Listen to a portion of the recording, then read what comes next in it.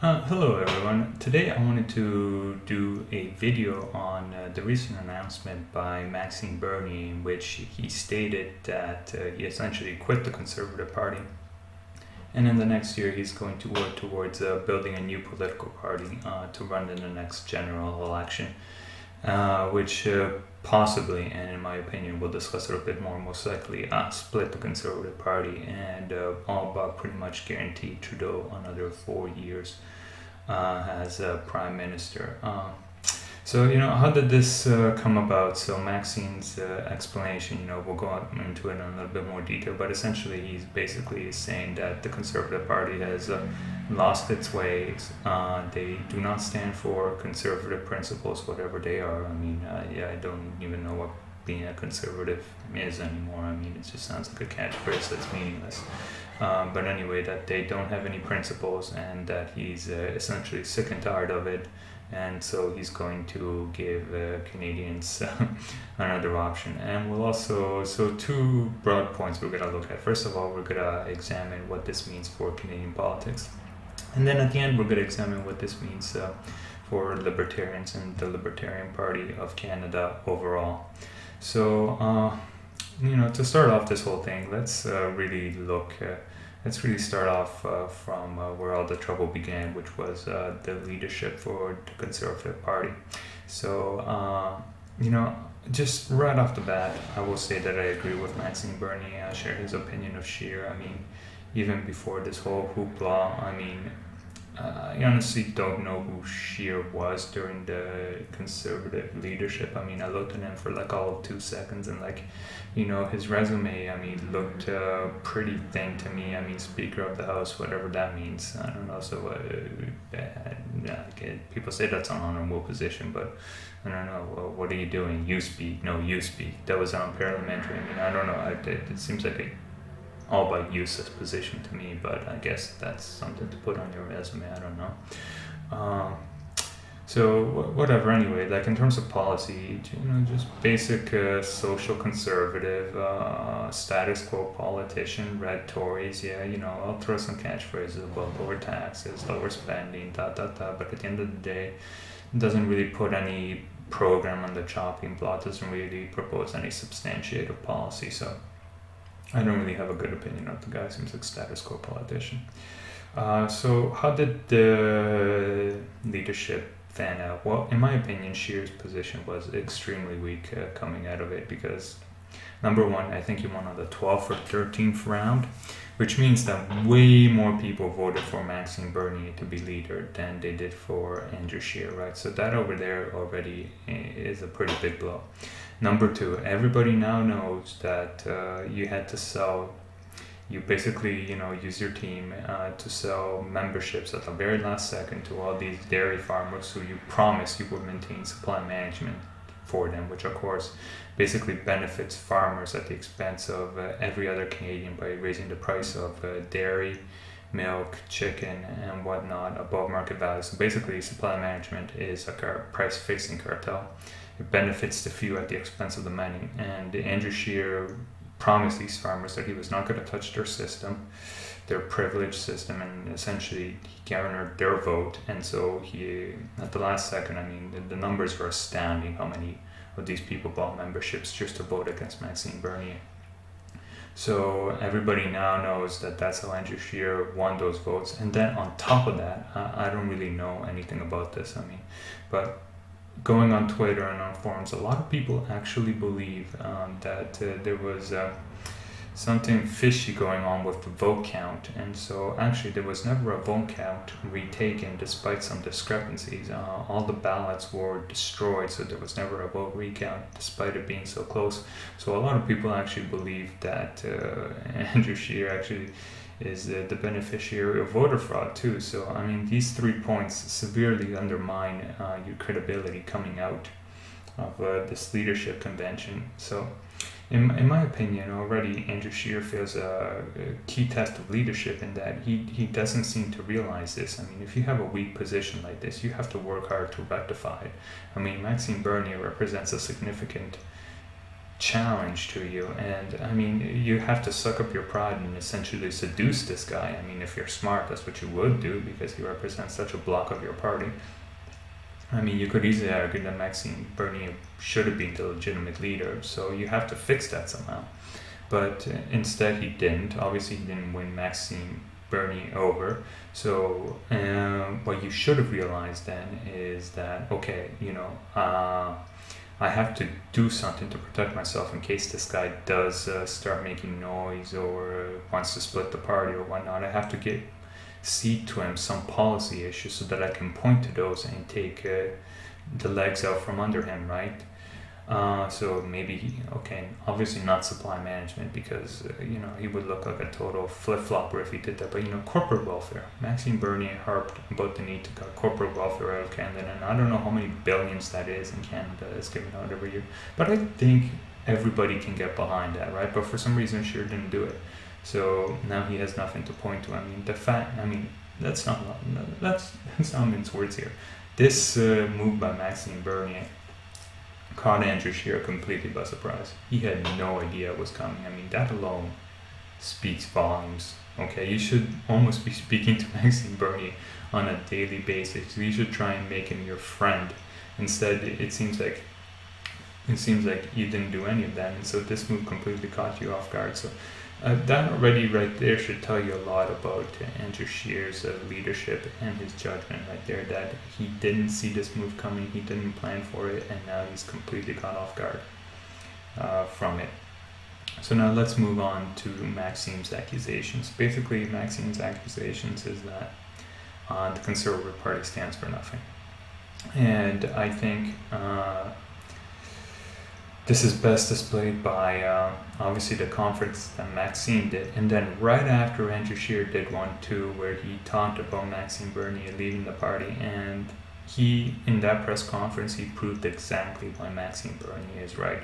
Because Maxime Bernier had his press conference and he talked policy. Okay, now I'm not a huge fan. I mean, I am a fan of Maxime Bernier, but like realistically, I'm a hardcore libertarian, okay? He doesn't even describe himself as a libertarian. We'll talk more about that later, but at least he offered some policy. He talked about supply management, how it basically screws over Canadian consumers and is seriously jeopardizing NAFTA right now.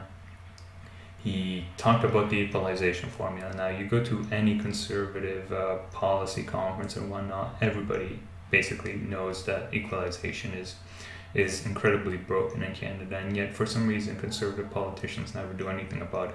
At least Maxime Bernier was able to speak about it when something could have been done about it just recently. Instead, we get zero from Andrew Scheer.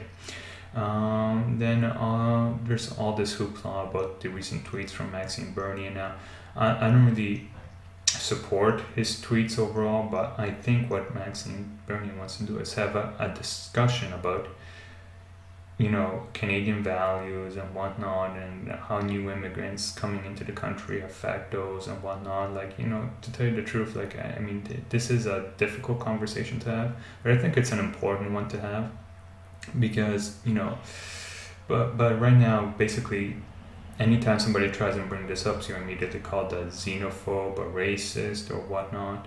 And, I'm not saying I agree with Maxime, but it would be nice to have a series of debates, because if you have debates going back and forth, then maybe somewhere along the way someone says something intelligent, then we can expand our understanding and knowledge of this. But if you're not willing to have a debate, then, it's kind of hard to explore. See, I'm not really set in my opinion. I would like, I'm still working on it, but it's hard to work on it because there's no new ideas and new fresh things coming on. So I agree with Maxime on this policy. So, and of course, Maxime Bernier against corporate welfare, bailouts of Bombardier, Ford, the auto sector, and all those other things. So Maxime Bernier at least is putting forth some policy, and he outlined this. And then his best attack on Andrew Scheer was like, he talks about having a vision, but nobody knows what that vision is. And of course, Andrew Scheer has his own press conference that I will support Canadian values, and of course he lists lower taxes, I don't know, some other things, And of course, he gave no specifics. I mean, in that press conference, that brief press conference, he proved Maxime Bernier's point to the T. He offered no details. I mean, like 1 year away from the election, and you still can't give any substantiative policy details. I mean, honestly, that's embarrassing. I mean, he totally proved Maxime's point that he's probably waiting for like the latest polls, like 2 or 3 months away from the election before he actually comes up with specifics. I mean, quite honestly, politics like that to me is pathetic. So that's why I agree with Maxime's points. So now let's examine the consequences for the Canadian political scene. So I will say for the Conservative Party that they are coming out. The one thing that they're doing is they are coming out as one solid block behind Andrew Scheer. I mean, everybody is just tweeting their support for Andrew Scheer. The media, for the most part, I mean, the few articles I'm seeing is kind of painting. Maxime has supposedly figured that's bitter that he lost the leadership and can't get over it. I mean, there's no real media article praising Maxime Bernier for the move he's doing right now. I've seen some quote-unquote political panels by experts, and they're all saying that Maxime has no support, that he's going to fizzle out, that nothing's going to come of this. And so, to tell you the truth, I'm very excited because this is kind of like playing out as kind of in the US too with Trump, that everybody's coming out and saying, like they said the same thing about Trump, that like, oh, you know, it's a joke, it's not going to go anywhere, this is farcical and whatnot. But there's this sort of thing playing out in the West now, where it's like literally elites versus mainstream, and like the elites are basically trying to tell you who is an acceptable politician and who is not, and mainstream is kind of going, hey, wait a second, I don't trust you anymore, I'll make my own choices. So Bernie could potentially play out like that. And I mean, if you go, I'm really surprised, I'm really shocked at the support that Maxime Bernier seems to get. I was shocked that he almost came to win the leadership. Like, I believe in a lot of the things he believes, but I'm always shocked about how Canadians, you know, I always think of them as like a docile people, very high on agreeableness, not willing to, you know, engage in conflict a lot, and, you know, generally supportive of like welfare state, socialism, and like mixed economies. So I'm always surprised that like how you could even start a reform party in the first place, or the Wild Rose Party. I mean, this ability of fiscal conservatives in Canada to just say, no, I'm not going to go with the status quo, I'm going to vote for a guy totally different because you don't represent my values anymore. I mean, that's quite shocking. I mean, even the rise of Maxime Bernier inside the Conservative Party is quite shocking. So I was surprised how much support he got during the Conservative leadership, and I am shocked about how much support he is getting right now. I mean, not that I think it's 100% accurate, but Twitter can give you a good feeling of where the mood's going. And I mean, Maxime Bernier right now owns Twitter. I mean, all these conservative pundits that are tweeting messages of support for Scheer. I mean, if you go on their page, I mean, there's 9 messages supporting Maxime Bernier for everyone that condemns Maxime Bernier. I mean, he owns Twitter right now. So, you know, obviously I'm not an insider. I'm not a pollster. I mean, just from what I see, I mean, all Maxime Bernier really needs to do, from my understanding of politics, is like get 10% to 15% of these conservatives to vote for him, and I mean, it's done. Trudeau wins. And judging by the support he's getting, I would say, yeah, that's definitely doable. That's very doable. I think it's a done deal. If he follows through on this thing of starting the new party, yeah, he'll completely split you, and we'll see where that goes in the end. And, you know, it's very telling also that all these conservatives supporting Andrew Scheer can't actually like dispute what Maxime is saying. All they can do is attack Maxime Bernier for his supposed ego and trying to raise his profile, but they can't actually point to a policy that Scheer is doing or anything. Like they just keep saying, oh, Andrew Scheer, you know, he builds a good team. You know, all these generic phrases, but they cannot point to one specific, because I searched for it. I can't find anything. I mean, this guy is so I mean, he's so tepid. I mean, he is so uninspiring. I mean, it's honestly pathetic to ask a conservative. I mean, to ask somebody, not a conservative, because obviously that's what conservatives are. They're really hollow. To ask somebody that believes in free market principle and actually getting things done, to get behind a man like this, I mean, wow, that's a sad state of affairs in my opinion. So anyway, that's where I think the conservatives stand. I think they're gonna get split. I mean, I'm a little shocked. I would have figured that at least like maybe 2 or 3 MPs would have gone over to Maxine, or he would have got a little bit more support. But the conservatives are actually, they're standing pretty steady. They're standing pretty united, and the few supporters that I do see on Twitter all seem to mention that they don't like this move from Maxime because it guarantees Trudeau 4 more years. And my response to that, I'm like, what? So what? I mean, like, everybody's fear mongering about Trudeau.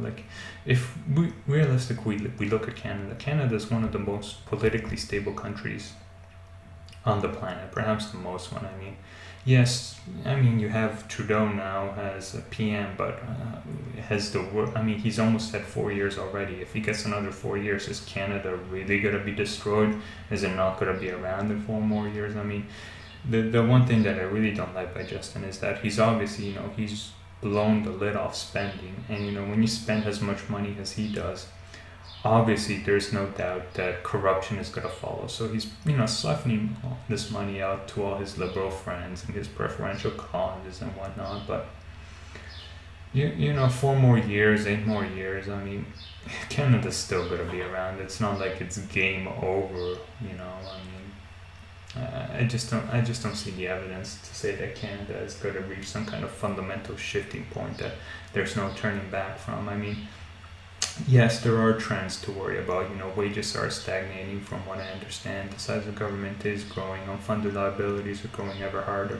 Large sections of the economies are rigged, and people are resentful about that, which creates mistrust, which doesn't create quite the functional society that we would all please. But I just don't see Scheer being able to tackle any of these problems. I mean, like I said, you're taking a huge gamble if you elect him instead of Trudeau. I mean, maybe he'd slow down the expansion of government or whatnot, but Maxime Bernier pointed out a specific example where Scheer criticized Trudeau for appointing some kind of regional development officer.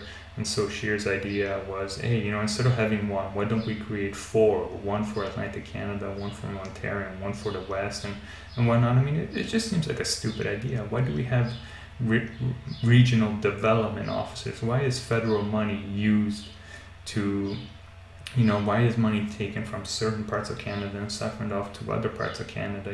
That all that creates is dependency and corruption and cronyism and rent seeking. I mean, we all know this, but the guy can't speak to any of it. I mean, it's honestly embarrassing. So split the vote. I mean, it's worth to have Trudeau for another 4 to 8 years if it leads to a genuine reform of the Conservative Party. And I mean, some people like to praise Stephen Harper. I mean, honestly, considering to what we have with Trudeau, I'm a little bit more inclined to do so as well, because at least, after many years, he did blow the lid off the deficit himself, but he did offer some tax breaks, and in the end did manage to balance the budget. But you got to realize that Harper was a product of a split Conservative Party himself, right? I mean, the Progressive Conservatives were essentially red Tories through and through, and then through the Reform Party, and then the Canadian Alliance, the blue Tories kind of got, they increased their share of the power over the other party, over the red Tories, which kind of led to Stephen Harper. So he's a product of division, And so, we don't know yet what's going to happen, but quite possibly about Maxime Bernier launching this party is going to lead to maybe down the road they are going to fuse back together again, or maybe the Conservative Party dies off and they join Maxime's party, and then you have an actual fiscally conservative party, which in 4 or 8 years down the road. Now, the one thing I don't like from Maxime is that in his press conference, he's basically saying, no, I want to win the next election, but, never say never, but realistically, it's going to take at least 2 elections. I mean, you're not going to do anything in the next election, but it's going to take at least 2 elections for you to realistically have a shot at becoming PM, and I think you should be truthful with that to people. So I don't like to say, we're going to win. No, like you should be like, no, we're just looking to gain 10, 15, 20% and build off from there. So anyway, that's that on that. Now I would like to move on to the implication for the Libertarian Party. So, a lot of people have been saying that, Maxime Bernier should join the Libertarian Party. And my idea behind that is, it's like Maxime Bernier, for one reason or another, he doesn't like to call himself a libertarian. And so looking over it closely, I would agree so, because he seems to have some differences of opinions with libertarians. So let's go with where he agrees first. From an economic standpoint, yes. I've read some of his newspaper articles. I mean, he even talks about Bank of Canada policy. And looking at it, he's, I think for sure, definitely read Rothbard. So on the economy, Maxime and libertarians match really well. The one things where he doesn't seem to focus quite on is foreign policy involvement. I think he's a little bit more interventionist than myself I'd like to be. On social issues like marijuana, I think one time I saw like a reporter press him on legalization. He was like, no, this is not an issue, this is not good. At the end of the day, he's like, I support legalization, but he wasn't solidly behind it. So I think on social issues, he's not quite as libertarian as I would like him to be. And then this thing about immigration, I don't quite know what I think looking at the press conference, he just wants to make sure that, new people coming to Canada respect freedom and equality of women and whatnot, which when you say, he actually said that equality of women, I think, which is obviously a clear shot against Islam. So, this is one issue where libertarians are split. Half libertarians are usually for open borders, and half of them are like, the welfare state, we don't want to increase it, and whatnot. So I tend to lean more towards open borders and whatnot. But this is one other issue where I think Maxime doesn't quite link up with libertarianism. So, right now, his policy is very specific, supply management, but, are you willing to, say, eliminate the income tax, which is something I would genuinely work for, if I were given the chance, to really cut back government all the way till we get to the income tax, where I think Maxime Bernier is like, he's not quite as hardcore as I would like him to be. Especially if you read his book on supply management, chapter 5 that he has on his website, he is extremely political. He was really, I at least appreciate the honesty from Maxime Bernier. He was honest enough to say, hey, I almost didn't campaign on supply management because I wanted to win, and supply management is such a big issue in the Conservative Party that I was really afraid of losing the leadership if I went against supply management. And he talked about it, supporting it for 10 years just because of that issue, because he wanted to be involved in politics and he wanted to win and whatnot, and have a high profile and whatnot, and be a team player. So Maxime Bernier thinks like a politician, he admitted in his book, right? And he was saying, he was using Twitter, a lot of people were giving him shit because he was talking about free market principles but supporting supply management. So if people perhaps weren't giving him shit about it, he would be supporting supply management right now to this day, right?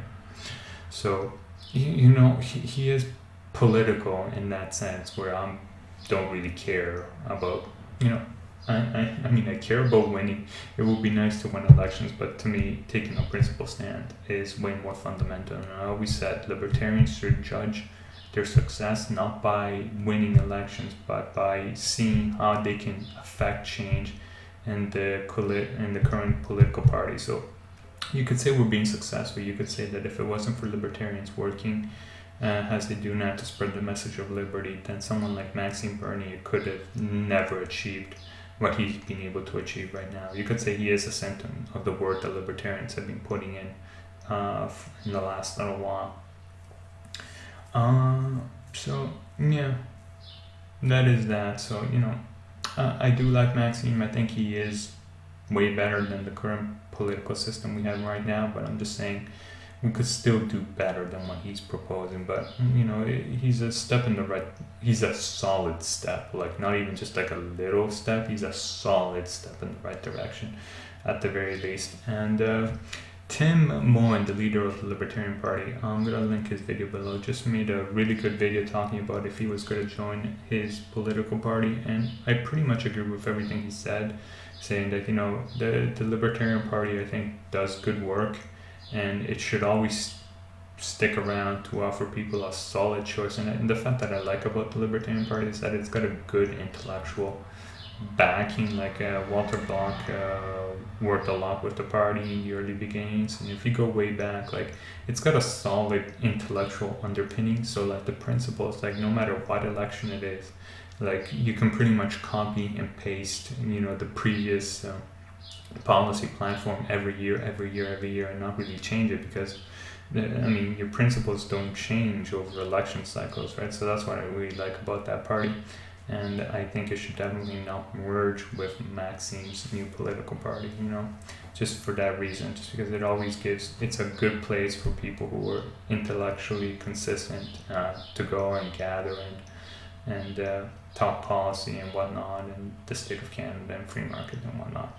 So that's all I have to say on this. It's going to be very exciting in the next couple of months. I'm hoping Maxime just first of all starts off with a great website, and maybe open up some forums so we can go and talk in there. That would be really sick. And then maybe go on a tour of Canada. I think that would be amazing. He went on a tour of Canada and had like Q&As and everything, and Canadians got around and they talked to one another in these huge forums. I think that would be amazing. I think that's the movement he should go for.